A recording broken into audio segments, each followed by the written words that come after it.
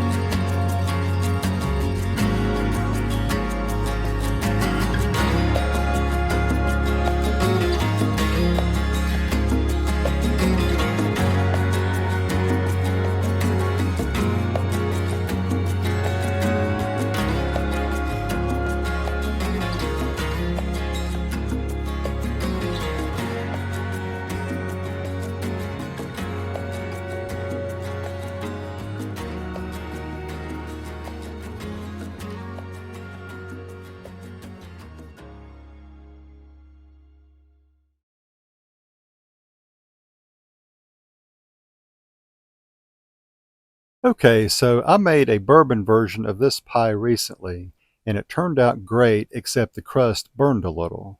So for this one, after turning the temperature down to 350 degrees, I baked it for 30 minutes and then put an aluminum foil border around the edge of the crust and baked it for another 5 minutes, and it turned out perfectly brown without burning. For serving this piece, I added some Cool Whip with a sprinkling of brown cloves. For the first bite, I wanted to taste the pie itself, and it was very good. It was nicely balanced between the spices and sugar. As far as the spiced flavor, I would say it's middle of the road without being bland or overdone. You could definitely add more ginger, cloves, and cinnamon. Just be sure to keep them at the 2-to-1 ratios so everything stays balanced. When I took a bite with the added Cool Whip and cloves, it made a big difference like night and day. I used cloves instead of cinnamon for a more robust flavor, and it didn't disappoint. It was incredibly delicious. The pie itself is a 5-star recipe, and with the topping and cloves, it kicks it up to 20 stars. There's one more thing I wanted to mention. I had extra filling left over, so I filled two 8-inch ramekins and put them into a water bath, which was a 9 by 13-inch baking pan with hot water that came an inch up the sides of the ramekins. I then baked them at 350 degrees for 30 minutes, and they came out like two mini crustless pies that were also very delicious. It's an excellent way to use leftover filling.